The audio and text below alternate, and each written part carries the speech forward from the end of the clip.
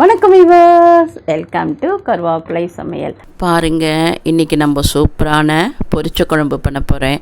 அதுக்கு முன்னாடி நீங்கள் வெண்டைக்காய் குழம்பு பார்த்துருப்பீங்க, கத்திரிக்காய் குழம்பு பார்த்துருப்பீங்க, சீரகாய் குழம்பு பார்த்துருப்பீங்க, மருந்து குழம்பு பார்த்துருப்பீங்க, வெந்தய குழம்பு பார்த்துருக்கேன். இந்த பொரிச்ச குழம்பு நீங்கள் பண்ணி பாருங்கள், ரொம்ப சூப்பராக இருக்கும். சாப்பிட்ட உடனே வேணும்னு கேட்பாங்க. நீங்களும் டெய்லி வாரத்தில் ஒரு நாள் பண்ணுறேன்னு சொல்லுவீங்க. அவ்வளோ சூப்பராக இருக்கும் இந்த குழம்பு. இந்த குழம்பு எப்படி பண்ணணும்னு நம்ம இப்போ பார்க்கலாமா? பாருங்கள், இப்போ ஒரு பாண்ட்லி வச்சுட்டோம். இந்த பொரிச்ச குழம்புக்கு நாட்டுக்காயெல்லாம் யூஸ் பண்ணலாம். நான் அப்போ அதுக்கு என்ன வறுக்கணும்னு இப்போ காமிச்சிடுறேன். சீரகம் ஒரு அரை ஸ்பூன், 1/4 ஸ்பூன் மிளகு, அரை ஸ்பூன் உளுந்து, 1 ஸ்பூன் துவரம்பருப்பு, ஒரு 5-6 மிளகா, காரத்துக்கு ஏற்ற மாதிரி. கொஞ்சம் கலர் வேணும்னா நீங்கள் பெடிகர், காஷ்மீர் மிளகா, அந்த மாதிரி எந்த மிளகா வேணால் யூஸ் பண்ணிக்கலாம் நீங்கள். ஸோ இதெல்லாம் மொத்தமாக வறுக்கிறோம். வறுக்கிறது தீயக்கூடாது, அப்படியே சிம்மில் வச்சு பொறுமையாக வருங்க. நல்ல வாசனை வர மாதிரி வருங்க, செவக்க வருங்க, ஆனால் கருகக்கூடாது. இதுதான் உங்களுக்கு இம்பார்ட்டண்ட்டாக நீங்கள் பண்ண வேண்டியது.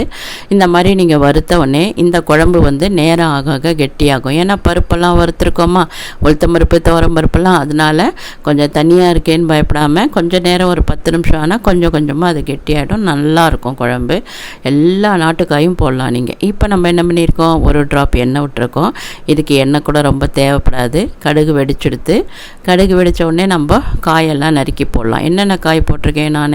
முருங்கைக்காய், கத்திரிக்காய், கோவக்காய் போட்டிருக்கேன். நான் என்னென்ன காய் போட்டிருக்கேன்? முருங்கைக்காய், கத்திரிக்காய், கோவக்காய். நீங்கள் அவரைக்காய் போட்டுக்கலாம், வெண்டைக்காய் போட்டுக்கலாம். இந்த மாதிரி நாட்டுக்காயெல்லாம் போடலாம். இது கூட போடலாம், கேரட் கூட 1-2 போட்டுக்கலாம். ஸோ பட்டாணி போட்டுக்கலாம். இப்போது மஞ்சப்பொடி போட்டுட்டேன்.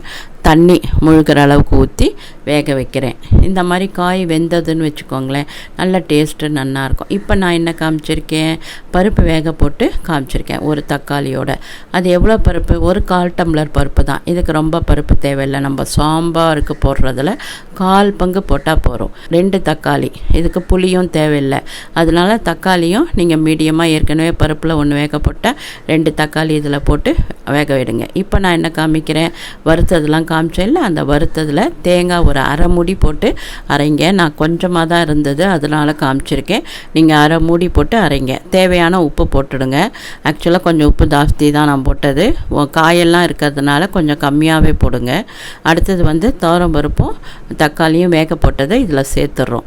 இதில் என்னன்னா, புளி கிடையாது இந்த குழம்புல, பொரிச்ச குழம்புல. பருப்பும் ரொம்ப போட வேண்டாம், சாம்பார் அளவுக்கு. காய் மாத்திரம் நீங்கள் நிறைய காய் சேர்த்துக்கலாம், ரொம்ப நல்லாயிருக்கும். தக்காளி தான் போடணும். வறுத்தது எல்லாத்தையும் அரைச்சி கொண்டு இப்போ கொட்டியிருக்கோம்.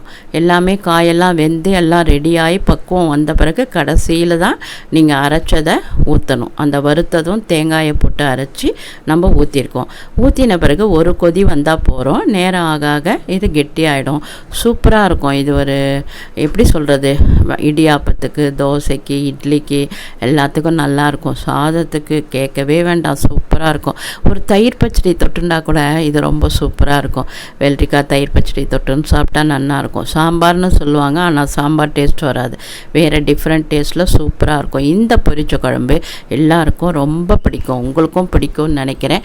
கண்டிப்பாக செஞ்சு பார்க்குறதோடு நிறுத்தாமல் என்ன பண்ணணும், ஷேர் பண்ணணும், லைக் பண்ணணும், கமெண்ட் பண்ணணும், என்ஜாய் பண்ணணும். எப்படி வந்ததுன்னு சொல்லணும். யூடியூப்பில் பார்த்தா சப்ஸ்கிரைப் போட்டுட்டு மாத்திரம் விடக்கூடாது. என்ன பண்ணணும், அங்கே ஒரு பெல் ஐக்கான் வரும், அதை டச் பண்ணிங்கன்னா ஆல் நோட்டிஃபிகேஷன் வரும், அதை டச் பண்ணிக்கோங்க. ஃபேஸ்புக்கில் பார்த்தா ஃபாலோ பண்ணிக்கோங்க. வீடியோவை எப்போவுமே கடைசி வரைக்கும் பாருங்கள். ஆரோக்கியமாக சாப்பிடுவோம், ஆரோக்கியமாக இருப்போம். நன்றி, வாழ்த்துக்கள்.